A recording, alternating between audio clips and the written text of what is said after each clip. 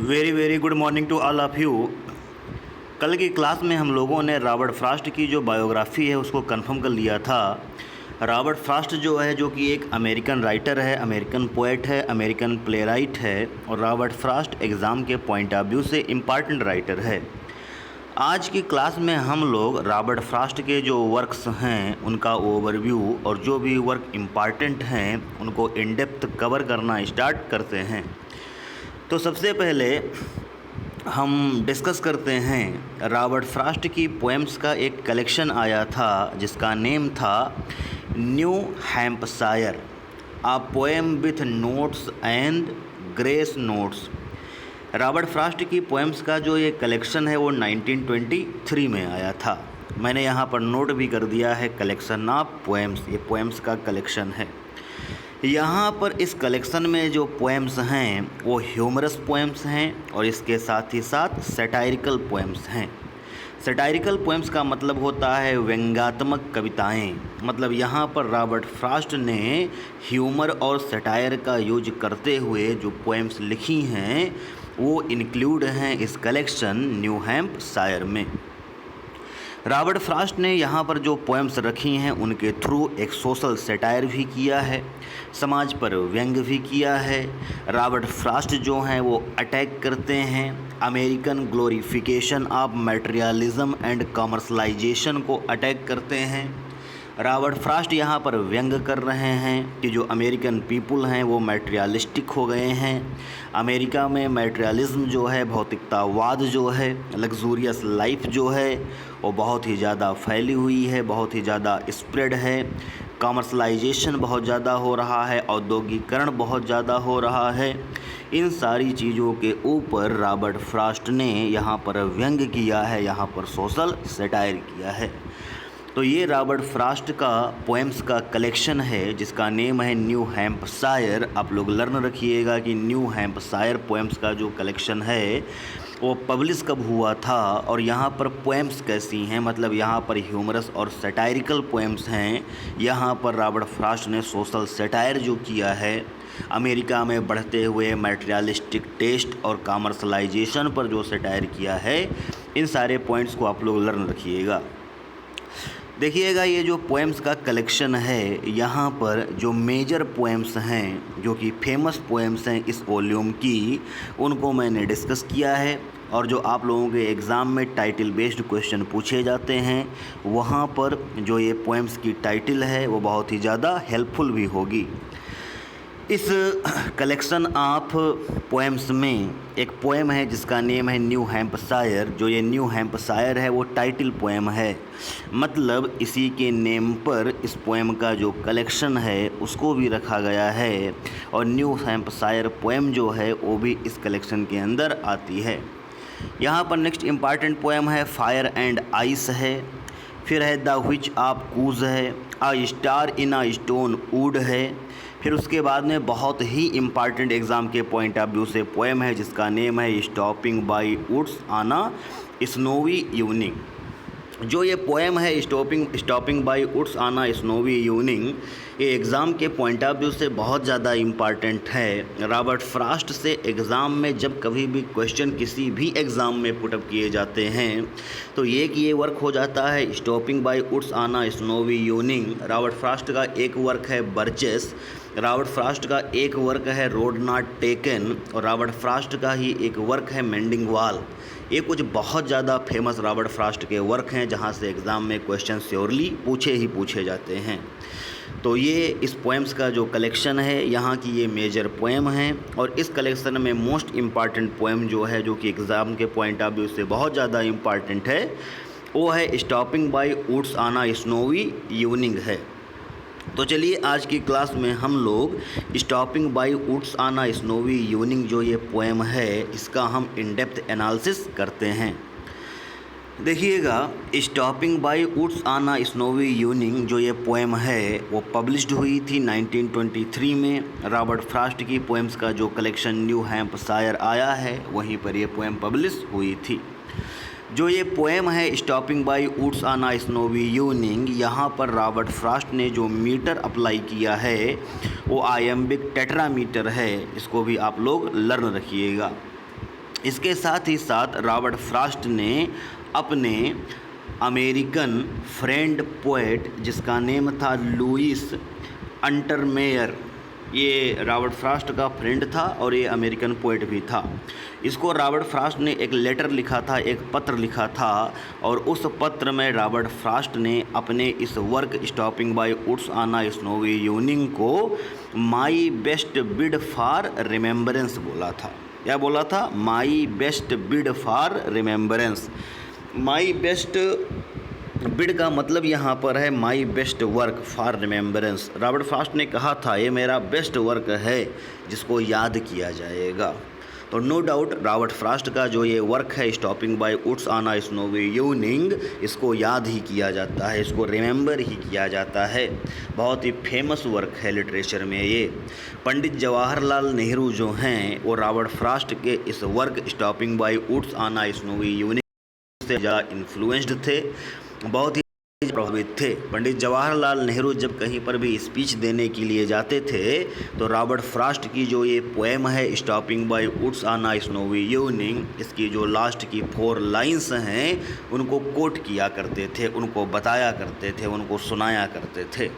तो ये जो पोएम है stopping by woods on a snowy evening, ये बहुत ही मोटिवेशनल पोएम है, बहुत ही इंस्पायरेशनल पोएम है stopping by woods on a snowy evening. तो चलिए आज की इस क्लास में हम लोग इस पोएम का इन डेप्थ एनालिसिस करते हैं। इसका जो कंप्लीट टेक्स्ट है उसको हम कवर करते हैं। तो यहाँ पर मैंने कंप्लीट टेक्स्ट रखा हुआ है, इस कंप्लीट टेक्स्ट को हम लोग कवर करते हैं। आप लोग word to word, line to line अच्छे से कंफर्म कर लीजिएगा, जिससे कि एग्ज़ाम में जब कभी भी यहाँ से लाइन पुटअप की जाएँ तो उसको आप अच्छे से कंफर्म कर पाएँ।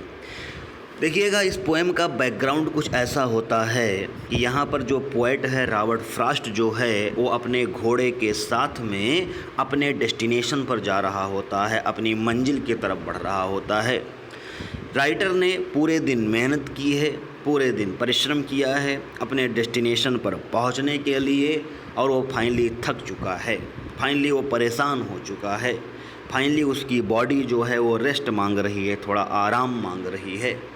तो पोएट जो है जब वो एक जंगल में पहुंचता है, जंगल जो है बहुत ही खूबसूरत है, बहुत ही मनोरम दृश्य होता है जंगल का। जो पोएट है वो चाहता है कि वो वहाँ पर रुक जाए, उस जंगल में रुक जाए, थोड़ी देर रेस्ट कर ले, थोड़ा आराम कर ले, उसके बाद में अपनी डेस्टिनेशन, अपनी मंजिल के लिए अपनी जर्नी को स्टार्ट करे। लेकिन जो पोएट है वो ऑल ऑफ सडन सोचता है कि मैंने तो खुद से वादा किया है कि मैं अपने मंजिल तक पहुँचे बिना विश्राम नहीं करूँगा, सोने से पहले अभी मुझे मीलों जाना है। और राइटर जो है वो रेस्ट नहीं करता है, राइटर जो है वो आराम नहीं करता है, अपनी जर्नी को कंटिन्यू कर देता है, क्योंकि जब तक वो अपने डेस्टिनेशन पर पहुँच नहीं जाएगा तब तक वो आराम नहीं कर सकता है। तो इस तरीके से ये पोएम बहुत ही ज़्यादा मोटिवेशनल, बहुत ही ज़्यादा इंस्पायरेशनल पोएम हो जाती है। चलिए इस पोएम का हम लोग इन डेप्थ एनालिसिस करते हैं। यहाँ पर पोएट कह रहा है हुज, हुज का मतलब होता है किसका, वुड्स, वुड्स का मतलब जंगल, दीज का मतलब ए, आर का मतलब हैं, आई का मतलब मैं, थिंक का मतलब सोचता हूँ, आई का मतलब मैं, नो का मतलब जानता हूँ। यहाँ पर पोएट कहता है कि ये जंगल किसके हैं, मुझे लग रहा है कि मैं जानता हूँ कि ये जंगल किसके हैं। वो कहता है हिज हाउस, मतलब वो पर्सन जिसके ये जंगल हैं, उसका जो घर है, इज़ इन दी विलेज दो, यद्यपि उसका जो घर है वो गांव में ही है। मतलब जिस पर्सन के ये जंगल हैं उसका जो घर है वो पास के ही किसी गांव में है। पोएट कहता है ही विल नॉट सी मी, वो मुझे नहीं देख पाएगा, स्टॉपिंग हेयर, अगर मैं यहाँ पर इस जंगल में रुकता हूँ तो जिसके ये जंगल हैं वो मुझे यहाँ पर रुकते हुए देख नहीं पाएगा। टू वॉच हिज वुड्स, कि मैं उसके जंगलों को देख रहा हूँ। फिल अप, ऐसे जंगल जो भरे हुए हैं, विथ स्नो, बर्फ़ से ढके हुए हैं, बर्फ़ से भरे हुए हैं। तो पोएट कहता है कि ये जंगल किसके हैं, मुझे लगता है कि मैं जानता हूँ ये जंगल किसके हैं। जिस किसी भी पर्सन के ये जंगल हैं उसका जो घर है वो शायद पास में ही है। यद्यपि अगर मैं यहाँ पर रुकता हूँ, इस जंगल में मैं अगर रुकता हूँ, तो वो जो पर्सन जिसके ये जंगल हैं वो मुझे यहाँ पर रुकते हुए देख नहीं पाएगा और ना ही वो जान पाएगा कि मैं उसके जंगल में रुका हुआ हूँ, उसके जंगलों को निहार रहा हूँ, देख रहा हूँ, जो कि बर्फ़ से भरे हुए जंगल हैं।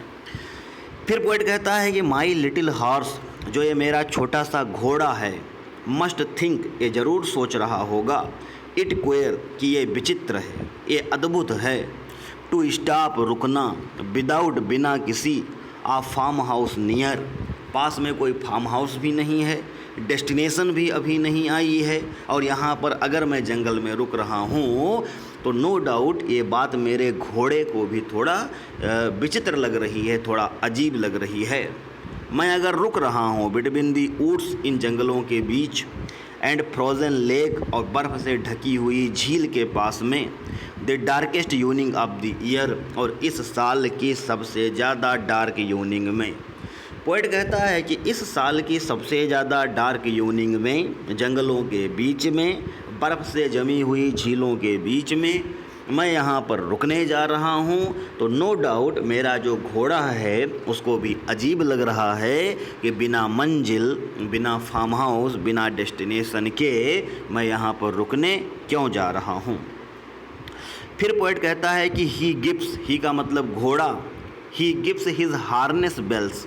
हार्नेस बेल्स का मतलब होता है घोड़े के गर्दन में जो घंटियाँ टांगी जाती हैं, जो बेल्स टांगी जाती हैं, वही है harness bell.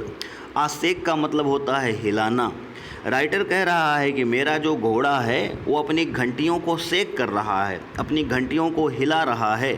To ask if, जैसे कि वो मुझसे पूछ रहा है, if there is some mistake, क्या मैं कोई गलती तो करने नहीं जा रहा हूँ अगर मैं यहाँ पर रुकने जा रहा हूँ तो।